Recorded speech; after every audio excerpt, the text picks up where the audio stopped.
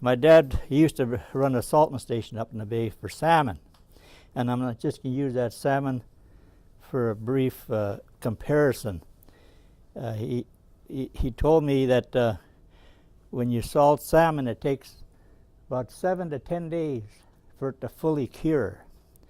So I noticed over the years when it comes to codfish seems like it takes to the salt a lot faster. In other words, when you salt salmon, you'll notice it takes at least 24 hours for the brine to start coming up into the salmon. Codfish, it'll happen like overnight. So it takes to the salt a lot faster. Now, my dad told me that 7 to 10 days salmon was fully cured. So I use that as a guideline with codfish.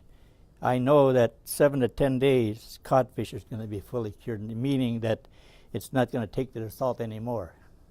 So after that, see, different people leave the codfish in its own brine.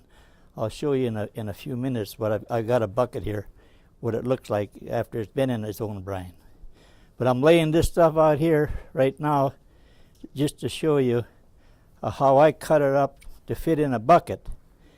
Now, if you flay out the codfish, you could salt it whole, but you're going to have to cut it up later on anyway to eat it. So it's your choice. So just recently, I found out from a friend of mine that you can keep this in the salt for I don't know for how long, but some of the problems we have, like especially in a warm, like in the summertime, it's if you're not in a cool place, it's seems like it might turn on you a little bit. So this friend of mine says you're better off after you salted it and you're done salting it, is to put it in plastic vacuum bags and then freeze it. So that way you could take out what you want. If you have a small family, take out a package or two, and that way it's readily available to you. So I've been doing this now since then. I like it better like this because it's more convenient, because you don't have to go out in the snow in the wintertime looking for your codfish bucket. So yeah. So anyway, this is what I learned, and I found out this is more convenient. And normally I found out that when you cooking or getting this ready to prepare for your friends, maybe 2 pieces per person is a pretty good way to figure out how many pieces you really need, and that's important. And one thing I did find out, a lot of I'm going to use the word old timers.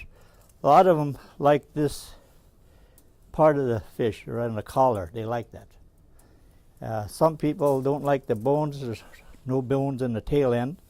And when we flay these things out, we always leave the bone in there, so you got to watch out for that. So these some of the choices that you have when you're digging through the pot. What pieces you want to use. As far as salt, I have found out it doesn't matter whether you use fine salt, medium, of course it doesn't matter. But my dad told me years ago when they used to commercially salt salmon, is they would make sure after it's fully cured that they would take the salmon off, rinse the salt off, and then make a brine, 100% brine, and repack the salmon into these kegs. And that way, he used the word, it would not get a salt burn. So that's why they took the salt off the flesh, because if you left it in there, you'd notice there's little craters in the flesh. You wouldn't have that if you rinsed it off and made its own brine. But now, like how I do it here, when I put it in the freezer, you don't have a problem with that. Everybody does it different, and I'm just mentioning to you how I was taught, or how I observed some people doing it. They would get the water boiling, get your pot, get it boiling, and you grab, let's say, 10, 12 pieces, and throw these pieces of fish in the pot. after they hit the pot, the water's going to quit boiling. And then soon as it comes back up, and you want to start boiling again, they say that's the time to get it out because it's done. Some people say that you could overcook them. They get maybe a little bit tough or rubbery. This here way, it does not happen. And then you take it out of the water because the water's hot. Just get her out of there and put her in another container or whatever. And then some of us have like codfish. Then we have a potato, boiled potato.